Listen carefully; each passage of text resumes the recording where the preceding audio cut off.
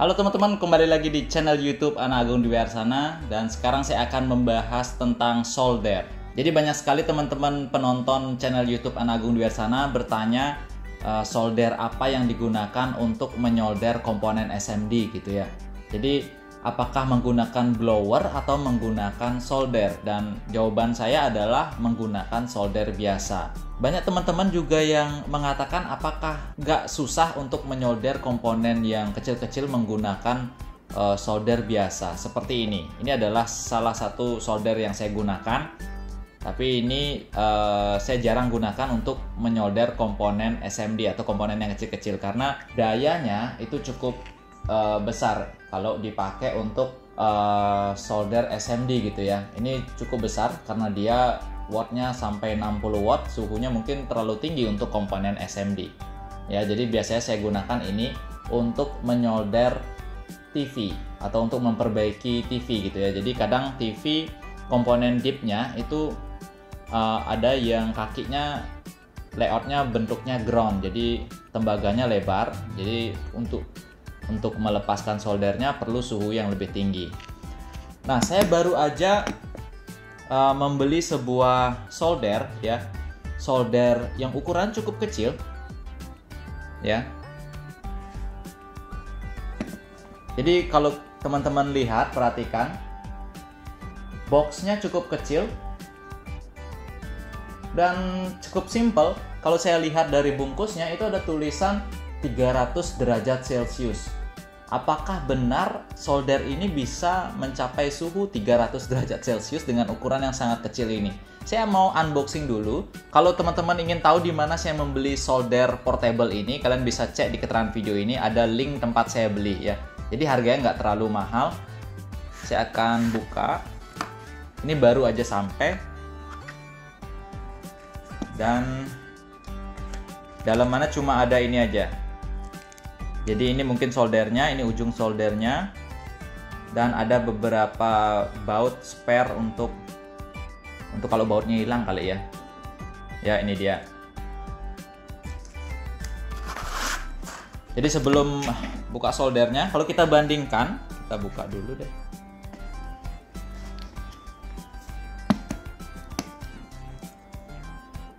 Jadi kayak gini ya. Ini ujungnya. Dan ini perangkat utamanya gitu ya. Di bagian bawah sini ada konektor DC dan ada juga konektor micro USB. Saya nggak tahu micro USB-nya artinya bisa dicas menggunakan power bank atau enggak, atau gimana, saya nggak tahu. Lalu di ujung satunya itu ada lubang di mana kita meletakkan ujung soldernya seperti ini. Ya, jadi kita kayak pakai pulpen gitu, cukup portable. Ini tombolnya.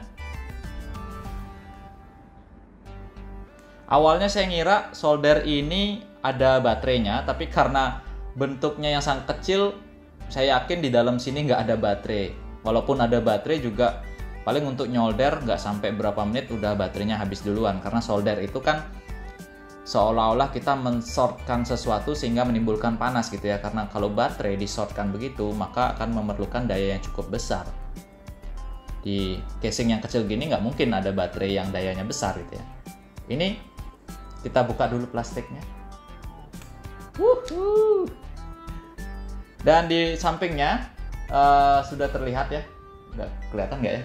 12 volt sampai dengan 24 volt ya. Jadi wattnya cuma 17 sampai 65 watt. Wow. Solder Deco saya yang ukurannya sebesar ini itu 60 watt. Solder yang kecil ini bisa menghasilkan panas sampai dengan 65 watt. Bayangin aja ukurannya.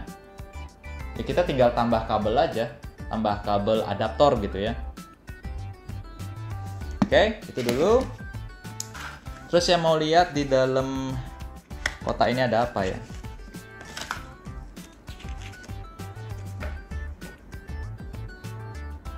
Oh, ini sih cara penggunaannya, tapi tulisannya tulisan Cina ya, saya nggak tahu. Oh, ini dia. Ini ada bahasa Inggrisnya. Jadi kalau teman-teman pakai dia di tegangan 12 volt, maka dia akan menghasilkan 17 watt. Dan untuk suhu sampai 300 derajat Celcius memerlukan waktu 40 detik. 300 derajat Celcius perlu 40 detik gitu. Cukup cepat ya untuk watt yang sangat kecil. Lalu kalau pakai di tegangan 24 volt, untuk mencapai 300 derajat Celcius itu cuma diperluin sampai 11 detik aja udah 300 derajat Celcius. Jadi praktis sekali ya, kita tinggal hidupin langsung udah sampai di 300 derajat dan akhirnya sudah siap untuk kita nyolder komponen yang ingin kita solder gitu. Dan di sebelahnya di sini ada tulisan firmware upgrade. Jadi solder ini ternyata selain bisa kita pakai solder, firmware-nya itu bisa kita upgrade. Saya nggak tahu firmware-nya ini untuk apa ya.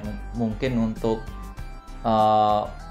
metode suhunya, penjagaan suhunya gitu ya, pakai fusi logic gitu atau PID, saya nggak tahu.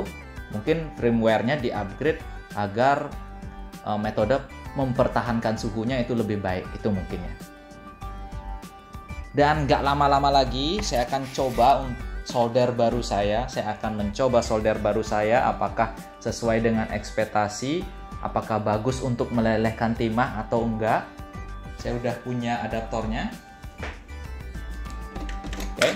Pertama saya mau colokin dulu adaptornya seperti ini.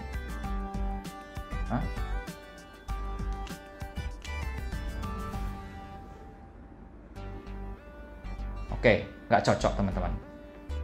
Ternyata konektor yang diperlukan oleh solder ini itu memiliki jarum tengah itu yang lebih besar, sedangkan adaptor yang saya punya itu jarum tengahnya lebih kecil, sehingga saya harus mencari ujung adaptor yang lebih besar. Oke, kita pause dulu ya teman-teman. Karena charger atau adaptor 24 volt saya itu ujungnya kecil, saya akan mencoba untuk menyalakan solder ini menggunakan adaptor laptop. Jadi saya di sini punya adaptor laptop dengan merek Toshiba yang tegangannya itu 19 volt ya. Ya, 19 volt. Jadi saya tidak menggunakan tegangan maksimum dari solder ini. Apakah dengan menggunakan tegangan yang bukan tegangan maksimum akan memaksimumkan kinerja solder yang saya beli ini? Kita akan coba. Jadi teman-teman mungkin bisa mengetahui apakah solder yang saya beli ini bagus atau enggak gitu. Karena sebelumnya pernah saya mereview juga solder tanpa listrik, jadi menggunakan gas. Itu cukup lama saya pakai, sampai akhirnya bocor gasnya dan saya udah nggak pakai itu lagi. Oke, saya akan pasangkan. Semoga pas, kayaknya sih pas ya. Oke, pas. Seperti ini, kayak. Dan nyala. Teman-teman mungkin ngelihat gambarnya dia flicker. Saya akan atur kamera saya dulu ya.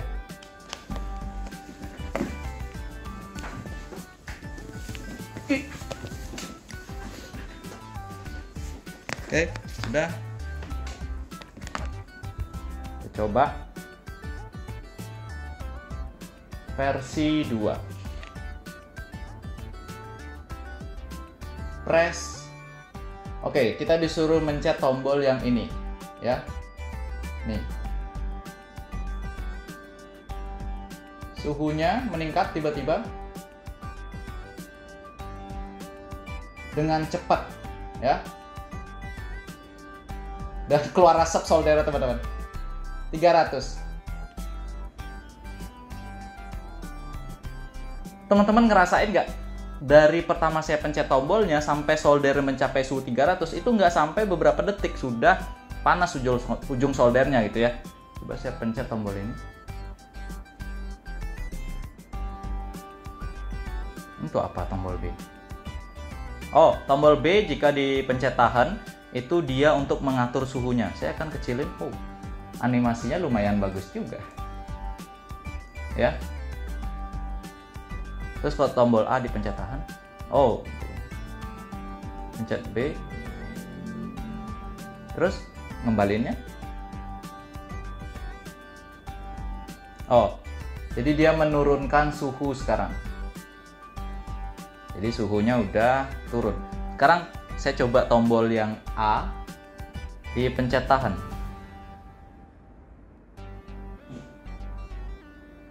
Oke, suhunya rendah dan dia nurunin suhu secepat itu. Lalu untuk matiinnya gimana? Itu kali ya? Oh enggak ya. Mungkin pencet keduanya kali.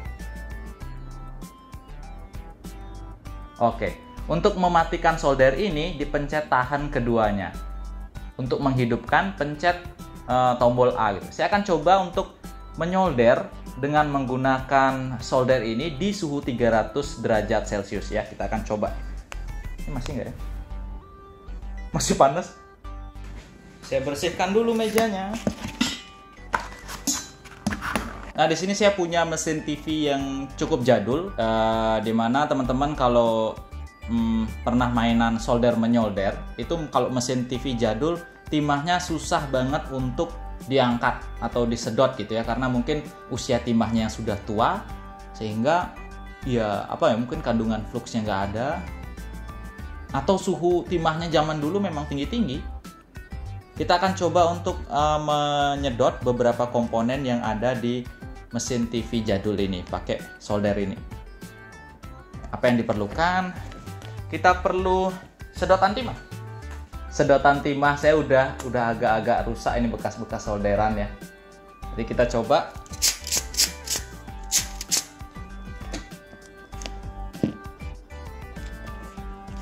Saya akan nyalakan dulu solder saya dengan menekan tombol di sini, dan teman-teman bisa lihat suhunya mulai meningkat ya. Saya akan naikkan suhunya menjadi 300 ya, dan kita tunggu suhunya naik. Dengan seketika suhunya naik menjadi 300.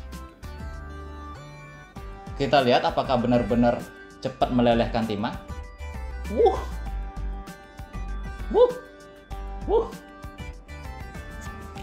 Dan sekarang kita coba untuk mengangkat apa ya? Ini ada resistor. Jadi trik teman-teman untuk mengangkat komponen di timah yang jadul atau di mainboard yang jadul, kalian harus memberikan timah baru di boardnya tersebut. Jadi biar gampang menyedot timahnya. Dia akan mencampur timah lama dan timah baru, lalu dengan begitu dia akan mempermudah untuk dilelehkan timahnya itu ya. Seperti ini. Ya, ini udah mencampur. Saya akan coba lagi satu di sini. Ya, teman-teman bisa lihat di sini kebanyakan jalurnya dia dominan ground gitu ya. Bukan artinya dia ground, maksudnya tembaganya lebar-lebar sehingga suhu solder diperlukan tinggi. Ya, seperti ini. Jadi bisa sampai 350 derajat. 300 saja udah cukup. Atau misalkan kita coba 330 derajat. Saya akan coba untuk sedot ya. Ini udah naik dia menjadi 330 derajat dengan sangat cepat ya. Kita coba sedot teman-teman. Ini soldernya cukup ringan. Oke, teman-teman lihat. Di sini ya, timahnya benar-benar bersih sekali. Itu karena suhu solder yang pas gitu ya. Ini ya. Oke, benar-benar bersih sampai-sampai lubangnya itu kakinya udah bisa dicopot langsung ya. Saya akan coba sedot timah yang lagi satu.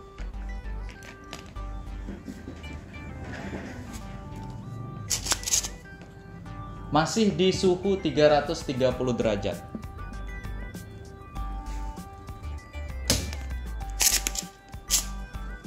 Oke.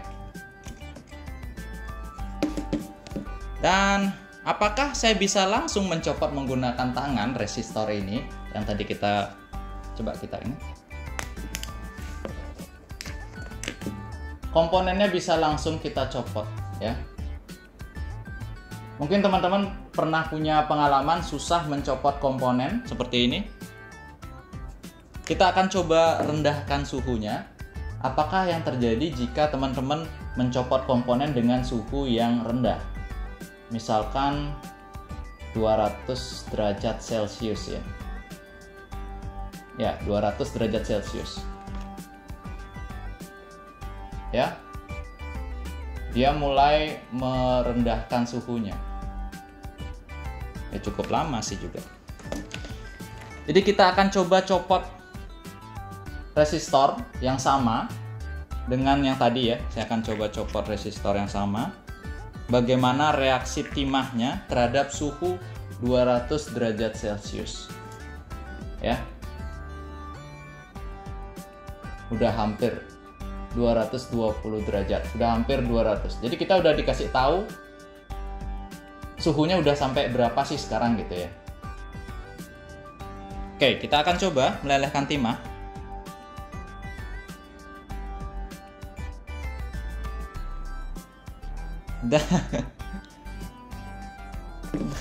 Di suhu 200 derajat Celcius agak susah timahnya meleleh teman-teman. Ya mungkin 200 derajat Celcius bisa, tapi untuk ujung solder yang sangat kecil ya. Ujung solder yang diperuntukkan untuk memperbaiki HP gitu, mungkin yang ujungnya lebih runcing dan komponen HP yang lebih kecil-kecil. Itu kalau menggunakan suhu yang lebih tinggi, biasanya komponen HP itu jadi cepat rusak, kayak kapasitor yang kecil-kecil gitu ya. Sehingga 200 derajat Celcius ini bisa meleleh sih timah. Cuman ini timahnya merek Paragon ya. Sebenarnya timah ini bagus, cuman nggak bagus di suhu 200 derajat Celcius. Saya akan naikkan suhunya.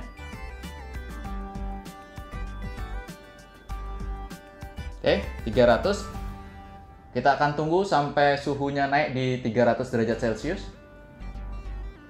Dan asapnya, teman-teman lihat, dengan cepat dia naik. Ini udah 300 nih.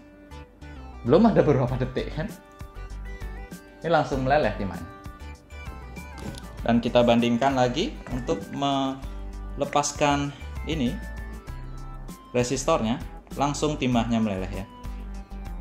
Nah, seperti itu.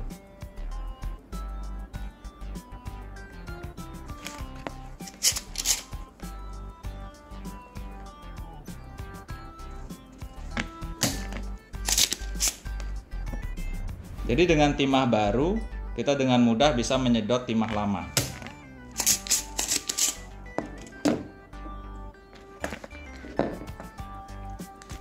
Udah langsung copot. Dengan mudah kita bisa mencopot resistor tadi. Nah teman-teman, itu dia review saya tadi dengan solder yang portable ini. Kalian bisa menyolder dimanapun. Kalau di zaman sekarang pasti aja beberapa orang sudah memiliki laptop kan. Dan konektor laptopnya saya rasa rata-rata mirip seperti konektor DC biasa gitu ya. Kecuali kalau komponen elektronika dengan ampere yang kecil, saya rasa ujungnya akan kecil seperti adaptor yang tadi. Jadi ujung dalamnya itu kecil karena ampernya dia memang kecil. Sedangkan untuk laptop dia ampere biasanya di atas 3 ampere gitu. Nah, menurut kalian bagaimana review solder baru saya? Bagus atau enggak? Membantu atau enggak? Jadi suhunya bisa kita atur, mau komponen kecil, mau komponen HP kita servis, mau komponen TV yang groundnya besar-besar gitu ya. Jadi saya bisa atur suhunya dengan cepat dan dengan sangat mudah. Nggak kayak solder konvensional, pada saat pertama kali kita nyolokin di listrik, kita harus tunggu dulu sampai soldernya panas. Kadang-kadang kebiasaan teknisi gitu ya, selagi nunggu solder panas, biasanya kita cium-ciumin gitu. Karena apa ya? Mungkin karena kulit di sini lebih sensitif dari tangan atau gimana? Ada nggak teman-teman yang ngetes solder diginiin, dicium-cium gitu ya? Udah panas nih. Atau malah lebih ekstrim dipegang gitu. Nah, kalau kalian tertarik juga untuk membeli solder yang saya beli ini, kalian bisa cek link belanjanya di keterangan video ini. Harganya nggak terlalu mahal, kalian bisa beli solder ini. Ini saya beli di luar negeri, dan tentunya pembayarannya jangan khawatir, itu bisa dilakukan dengan cara transfer ke ATM biasa, dan itu aman. Saya sudah beberapa kali belanja solder ini untuk teman saya juga, dan teman-teman juga bisa ikutan beli seperti saya. Ongkos kirimnya mahal? Nggak. Karena ongkos kirimnya kemarin kalau nggak salah 10.000 apa 20.000 gitu ya. Tergantung dari sellernya dan juga tergantung dari metode pengirimannya. Oke, sekian dulu review solder saya. Mungkin teman-teman tertarik bisa langsung cek di keterangan videonya, dan sampai jumpa di video selanjutnya.